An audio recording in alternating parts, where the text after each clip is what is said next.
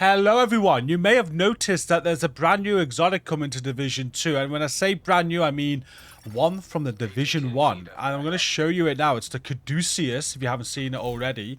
If you go into your build menu and then go to expertise, and when you go to proficiency, if you go to assault rifles, I noticed that there's one lower than the max there, 54 out of 55. So for what's been added here, and if we scroll down, you're going to find a Caduceus. So they are quite often do this. They get it in the game on an update, they put it in the proficiency, the expertise, but the gun isn't out yet. So I'm going to explain when this is going to be coming, and we're going to take a look at exactly what the Caduceus might do, because it's in the Division 1. It's return.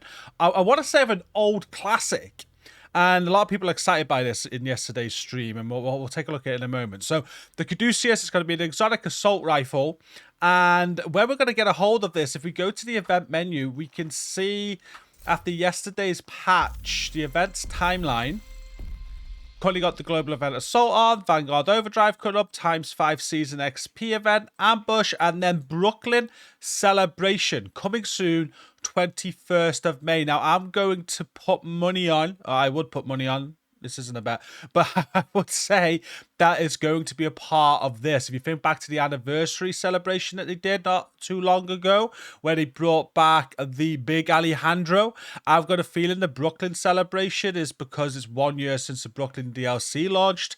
I'm going to guess it's similar to the 10-year anniversary that they did, maybe something like that. And the Caduceus, I think, is going to be part of that. That's my guess, guys. It's not official, but that is an educated guess. That's when we're going to be able to get a hold of the Caduceus. So 21st of May coming soon. We have no other idea about what that is, just to celebrate the anniversary of Battle for Brooklyn. So yeah, brand new exotic from the Division 1. Now let's go and take a look at what that exotic did.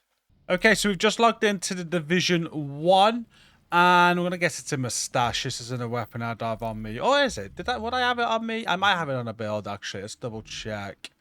I got the Midas there. There it is, the Caduceus. So I always used to throw this on my Reclaimer build with the Midas, and the reason being, this was great for a healer build, because what the Caduceus did was it had this talent called Caduceus. It's the Caduceus Exotic talent, where each critical hit heals you and your group for 1% of your skill power.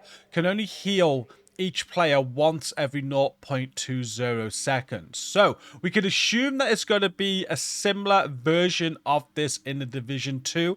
I'm thinking it's going to be based on crit hits again, because crit hits are a thing. Skill power, that in Division 2 is kind of like, I'm going to guess they'll either use skill damage or just skill tier.